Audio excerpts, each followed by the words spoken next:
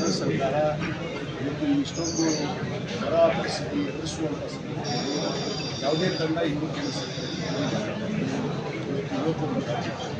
ಯಾಕಂದರೆ ಹಲವಾರು ಒಂದು ಬಾರಿ ಕೂಡ ಒಂದು ಸಾರಿ ನಾವು ಬರ ಪರಿಸ್ಥಿತಿಯನ್ನು ಎದುರಿಸಿದಾಗ ಕೇಂದ್ರ ಸರ್ಕಾರ ಎಲ್ಲ ಕೇಂದ್ರ ಸರ್ಕಾರದ ಬರ ಪರಿಸ್ಥಿತಿಯನ್ನು ಅವಲೋಕನ ಮಾಡಿ ಅವರು ಒಂದು ವರದಿಯನ್ನು ಅಂದಾಗಿ ಕೂಡ ಪರಿಹಾರವನ್ನು ಕೊಟ್ಟರು.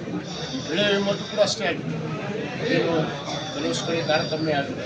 ಆ ಬೆಳೆ ಮೇಲೆ ಕೊಡೋದಕ್ಕೆ ನಾವು ಮುಂದಾಗಿದ್ದೀವಿ. ಈಗಾಗಲೇ ಕೆಲವಷ್ಟು ರೈತರು ಬೆಳೆ ವಿಮೆಯಲ್ಲಿ ಈಗ ದುಡ್ಡು ಕೊಟ್ಟಿದ್ದಾರೆ. ಸುಮಾರು 40,000 ಜನ ಈಗಾಗಲೇ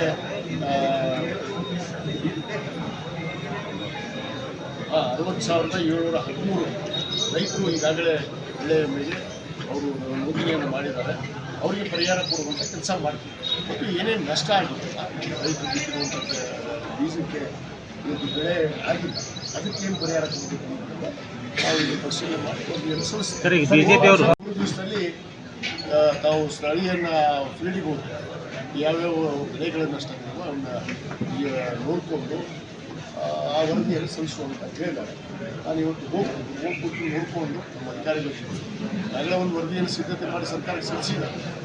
ಅದಾಗಿ ಕೂಡ ಅದನ್ನು ಖುದ್ದಾಗಿ ಪರಿಶೀಲನೆ ಮಾಡಬೇಕಲ್ಲ.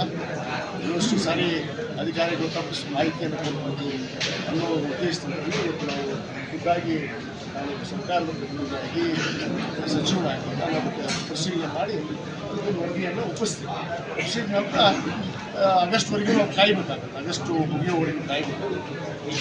ಮಳೆ ಸರಿಯಾಗಿ ಬರುತ್ತೋ ಇಲ್ಲಿ ಕೆಲವಷ್ಟು, ಯಾಕಂದರೆ ಕೆಲವಷ್ಟು ಇಳಕಲ್ ತಾಲೂಕು ಅಷ್ಟೇ ಆಗಿ ಒಂದು ಹುಡುಗರು ಮತಕ್ಷೇತ್ರದಲ್ಲಿ ಹುಡುಗರು ತಾಲೂಕಿನಲ್ಲಿ ಮಳೆ ಆಗಿದೆ.